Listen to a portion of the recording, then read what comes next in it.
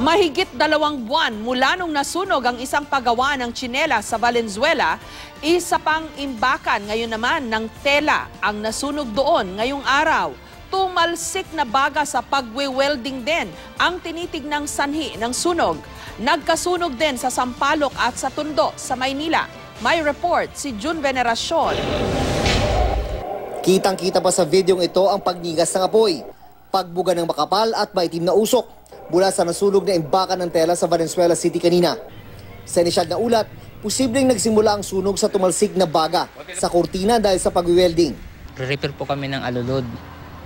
Tapos biglang may tumalsik sigurong maliit, hindi namin napansin. Mamaya meron ng kumislap na na apoy. Tapos nagmamadali kami bumaba para apulayan yung apoy. Talagang hindi na naabutan kasi ang lakas ng siklab ng apoy. There was a welding operation on the site, biglang nagkaroon ng sunog. No? So high possibility yung sparks ng welding napunta doon sa imbakan ng tela.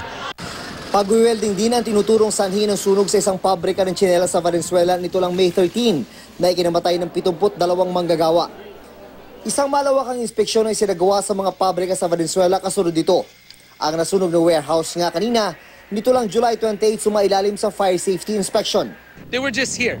Nang natandaan nyo, meron silang massive augmented inspection team. So napag-alaman ko na July 28 yung huli nilang inspection. For the record, patuloy kaming nagtatanong sa Bureau of Fire Protection ano ang kanilang mga finding. Wala ito sa finding nila. Wala pa kami nakita, wala pa kami nakitang permit na naibigay sa hot work operation. Kaya kailangan pa namin i-meet yung may-ari kung siya ba ay nag-apply. At itong renovation na ginagawa niya sa building na to ay kung may kaukulan ding permit coming from the City Engineering's Office.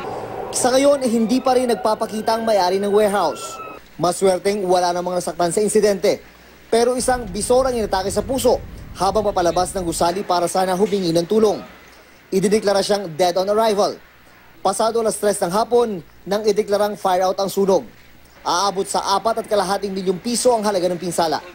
Nagkasunog din sa Sampaloc, Maynila kanina. Natupok ang 3 units ng isang apartment. Kwento ng isa sa mga boarder na pagdiskitahan ng kanyang pamangkin ang isang pares ng sandals. Sinindihan ito ng bata at doon na nagsimula ang sunog. May sinindihan daw siya eh. Ako naman nandun sa kabilang kwarto natutulog. Wala namang naiulat na nasaktan sa sunog na tumagal ng 40 minuto. Aabot sa 2.5 milyong piso ang halaga ng mga natupok na ari-arian. Sa Maynila pa rin, 5 bahay naman ang nasunog sa Tondo ngayong araw. Umabot sa second alarm ang sunog na tumagal ng 20 minuto. Mahigit 20 pamilya ang nawalan ng matitirhan. Sa inisyal na investigasyon, lumalabas na iligal na koneksyon sa kuryente ang sanhi ng sunog. Nagsimula po sa sunog, yung sunog sa jumper po eh. Hanggat maaari nga po, yung mga jumper na yan, hindi ko po tinotolerate yan. Kaya lang po, kinakabit po yan pagka yung wala na yung mga tao namin. June Veneracion, GMA News.